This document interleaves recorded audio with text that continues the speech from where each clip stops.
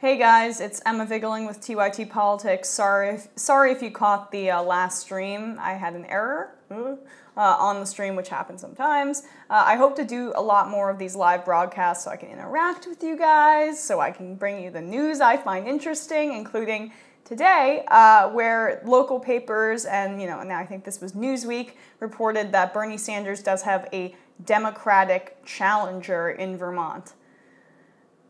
I'm going to try not to laugh throughout this entire broadcast, but hey man, you've already lost. John Sitwalski, 59, announced this week that he planned to challenge the longtime Vermont politician for his seat in the Senate. Sitwalski has never run for public office and is a massive underdog, you don't say, but he told Vermont Public Radio that Sanders is divisive and his politics have hurt the Democratic Party on the national scene and made the rise of Trump possible. So the Democratic Party, I didn't know it could get hurt anymore.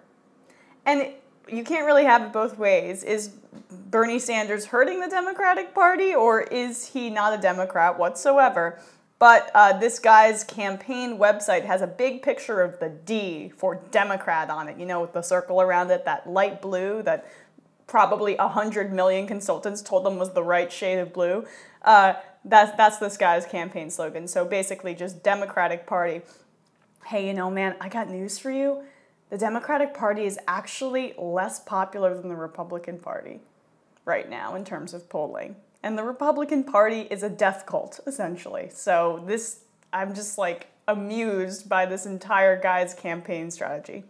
He calls himself a bona fide, strong, left-wing Christian liberal. Good. Vermont, that they love when you act like a Republican and call yourself a Christian. I don't have any money. I never aspired for office or power, he told Vermont Public Radio in an interview on Thursday. But darn it, I think Sanders has hurt the country very badly with what he's done. By standing up for working families. He's just a horrible villain in the Marvel movie. So not only did Bernie divide the Democratic Party and whatnot, you don't really have another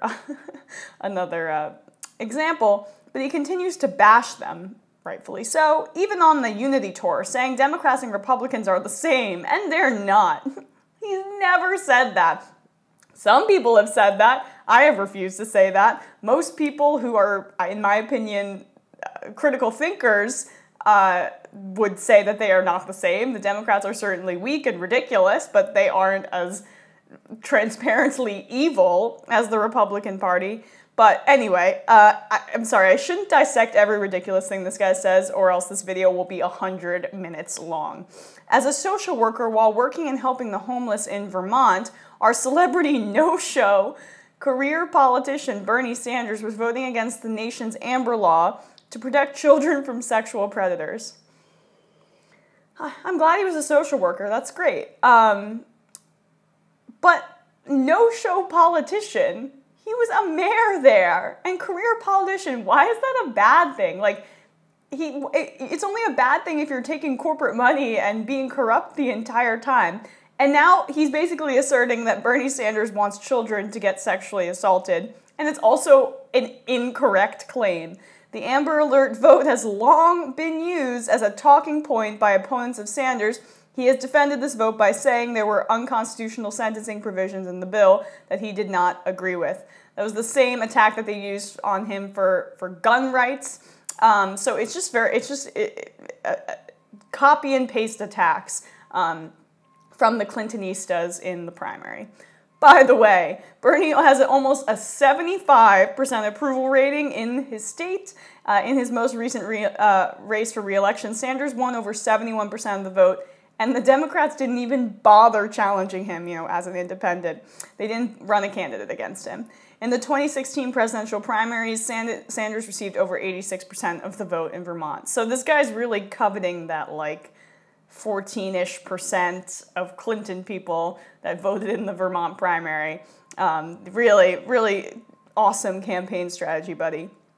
He also posted this on his Facebook page.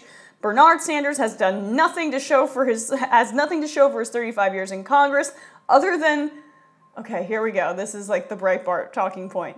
3 luxury houses. several $1 million. That's actually, by the way, not true. He made $1 million last year based on his book, but he is not a wealthy man. You can tell. He doesn't have a Versace suit on. Being investigated for bank fraud.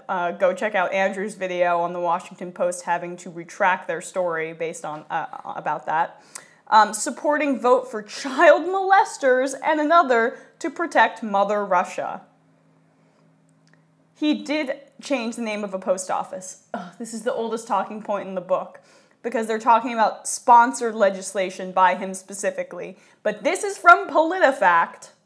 So, and they're very straightforward. Sometimes I think weighing sides too equally, but they say this is true, that Bernie Sanders was the Amendment King from, I believe, 1995 to when he came in to 2005, whenever he went to the U.S. Senate. I'm sorry, I don't remember the exact dates.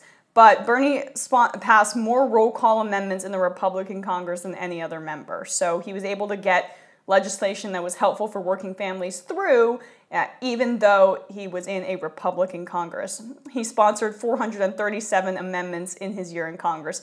Bernie was the Amendment King. He wasn't putting his name on legislation because oftentimes he was too left to actually get that kind of stuff through, but how he would get what he needed to get through was doing it through amendments. Hence his name, the Amendment King, which Rolling Stone dubbed him back in 2005.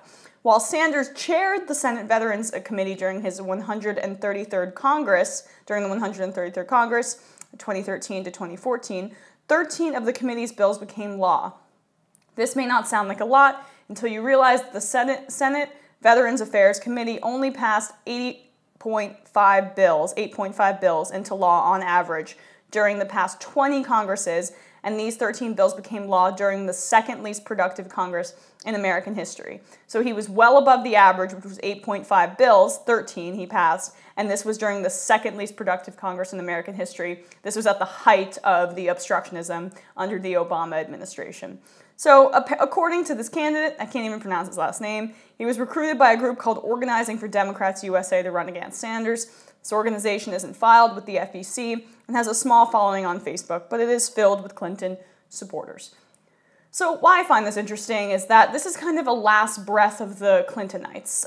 Bernie Sanders is the most popular politician, not just in his state, which they've done studies on which politician has the highest approval rating in their state. I think he's one of the top 3. He's the most popular politician in America. This is not happening. You're not going to win against this guy. That's because he actually represents the people, and these recycled talking points from the Clinton era are going to do nothing, nada.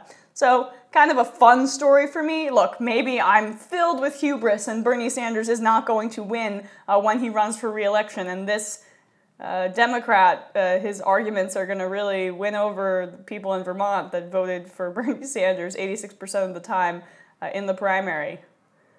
Yeah. I don't know, guys. All right. Just wanted to bring you that kind of fun story again. So have a great day, and don't forget to check out all the coverage on TYT Politics. You know it. Come on, guys. Andrew, Jordan, Ryan Grimm, etc., etc., etc. All right. Bye.